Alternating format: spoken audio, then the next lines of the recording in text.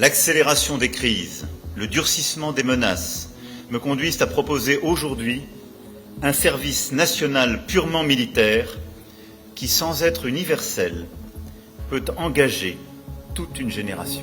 Fin novembre, Emmanuel Macron annonçait le retour en France d'un service militaire. 6 semaines plus tard, lancement de la campagne de recrutement. Qui est concerné? Quand et comment tout cela va-t-il se mettre en place?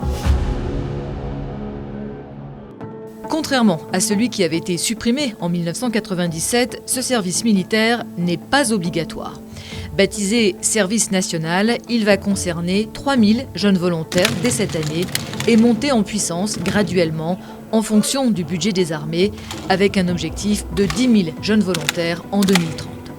Les toutes premières recrues seront incorporées entre septembre et novembre avec 1 mois de formation suivi de 9 mois au sein de l'armée, soit une durée totale de 10 mois. Ces volontaires seront logés, nourris et toucheront une solde d'environ 800 € par mois.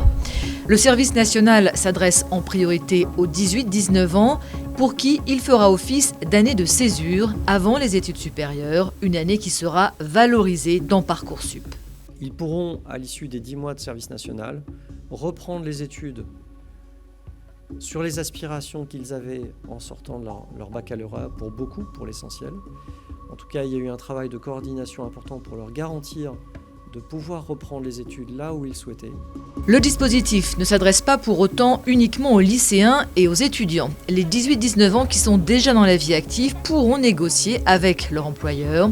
Le reste des recrutements concernera des profils plus spécialisés qui auront eux jusqu'à 25 ans pour faire leur service, avec le grade d'aspirant, le premier grade d'officier. Le service national pourra être effectué dans les 3 armées, terre, marine ou air, mais les volontaires serviront exclusivement sur le territoire français. Un volontaire pourra être sélectionné par exemple pour être télépilote de drone à Sarrebourg, à Hyères ou à Montlhéry. Il pourra servir dans le génie comme pontonnier ou sapeur à Besançon ou à Castelsarrasin.